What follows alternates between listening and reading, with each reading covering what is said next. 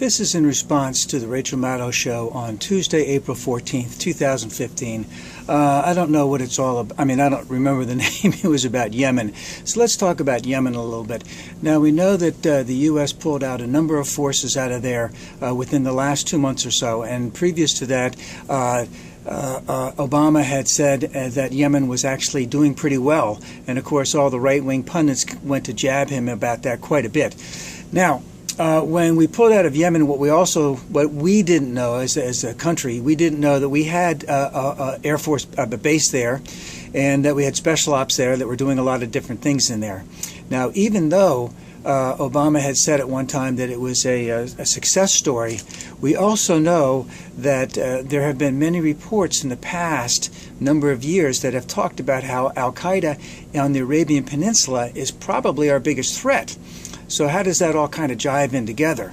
Well, a lot of it has to do with someone by the name of, I'm going to have to read this, Ibrahim al-Rubayish, or something like that. He was from Saudi Arabia. He got caught in Afghanistan. He went to Guantanamo. The Saudis got him out in 2006, and he ran away from Saudi Arabia, and he ended up in Yemen, and he became one of their big spiritual advisors. Now, what had happened just recently in the last couple of days is that there was a small report the other day that the U.S. had used a drone in Yemen, which seemed a little bit unlikely because we had pulled out all of our troops we didn't have that many from Yemen. We pulled out as much material as we could, and there were some pictures of the Houthis, I believe, who got to the air base and started using some of the equipment. I don't know why we didn't sabotage the equipment. Maybe we did. But this guy apparently, there was a report that someone had been droned, and of course the next day the report was even more elaborate in indicating that it was this spiritual leader who had been to Guantanamo, who had been freed by the Saudis, who ran away from Saudi Arabia, who was causing a lot of havoc down there in Yemen.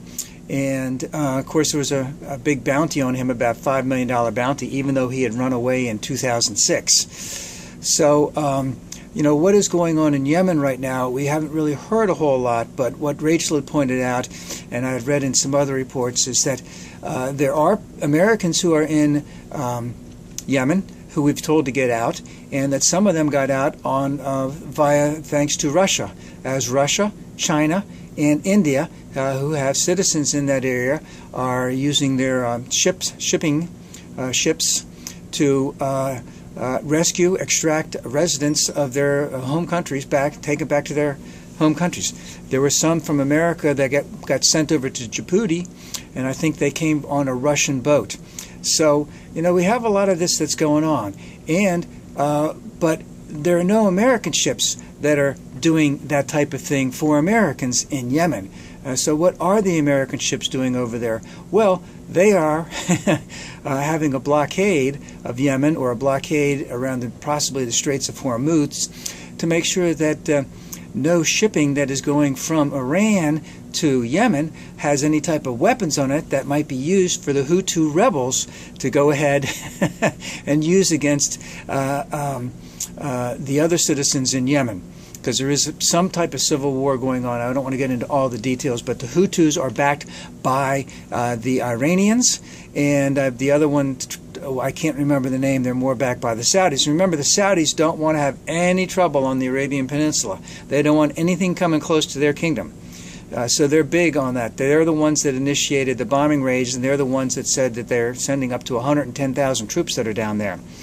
But the Americans could not get any shipping to extract any Americans from there, so the Russians had to do it. But the Americans were putting on a blockade from Iran, and they've boarded a freighter over the weekend looking for weapons. They didn't find any weapons, and as Rachel pointed out, suppose that there were weapons on there. Suppose shots had been fired. So what we have right now in the Middle East is an incredible powder keg with a lot of terrible things going on in Syria, a lot of terrible things going on in Syria and northern Iraq through ISIL.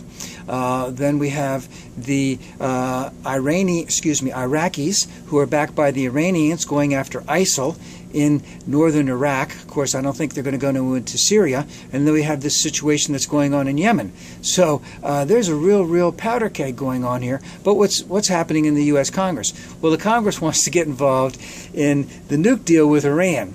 Which is okay for them to do, but what are they doing about all this powder keg that's going on here right now in the Arabian Peninsula and all over in the Middle East? There's the Iraqis are ramping up for a ground war to get rid of ISIL in Mosul, which there could be some bombing runs done by American planes, and remember that most of the Iraqis are trained by Iranians and led by Iranians, so we've got a lot of that going on while we're still having a while we're still not an embargo on Iran, but we're having other things on Iran so that they can't use American dollars, so that they don't get certain types of imports. So there's a lot going on, and Congress isn't saying anything about that. And remember, Obama started bombing ISIL in August of last year. He said in July of last year that it would take about 2 years. He asked for an authorized use of military force in December and January, and Congress hasn't done anything about it because they don't want to get their dirty hands on it. They don't want to be in a position that if something goes bad, that they can be blamed for anything. But in the meantime, they want to get involved in this whole thing with Iran, which is more of an international executive agreement. And I don't want to get into all of the details, but what we have here is a Congress that wants to get involved in this thing with Iran, which I guess is okay to get involved in to a little extent. But they're making it out like a big thing between the executive branch and the Congress, whereas Congress is the only one that's allowed to declare war. But since July of last year, Obama has been waging war against ISIL. He's been bombing them since August, and it's coming to a head soon.